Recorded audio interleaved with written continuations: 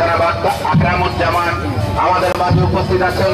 জেলা মৎস্যজীবী লীগের সাধারণ সম্পাদক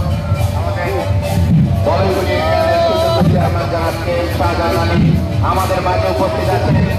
বাগেরহাট জেলা আওয়ামী লীগের অন্যতম সদস্য এবং বাগেরহাট প্রেস ক্লাবের সাবেক সাধারণ সম্পাদক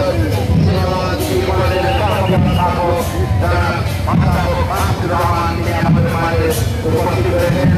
আমাদের মাঝে উপস্থিত হয়েছেন আমাদের যিনি এখানে আইন শৃঙ্খলার পরিস্থিতি এবং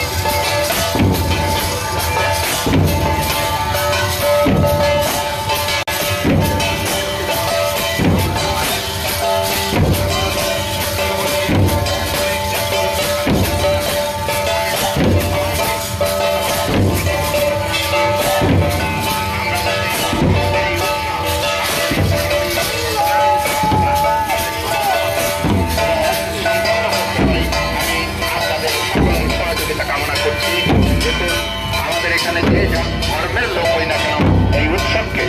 সুশৃঙ্খলভাবে সুন্দরভাবে আমরা এটা পালন করবো। পাশাপাশি আমরা সবাই মিলে আমাদের এই দেশকে আমাদের এই সমাজকে এগিয়ে নিয়ে যাবো। আজকের এই আমরা সেই চেষ্টাই করবো। আপনারা আপনাদের সকলের প্রতি কৃতজ্ঞতা জানিয়ে আমরা আমার বক্তব্য শেষ করছি। জয় বাংলা, জয় বঙ্গবন্ধু, বাংলাদেশ চিরজীবী হোক, জননেত্রী শেখ হাসিনা দীর্ঘজীবী হোক।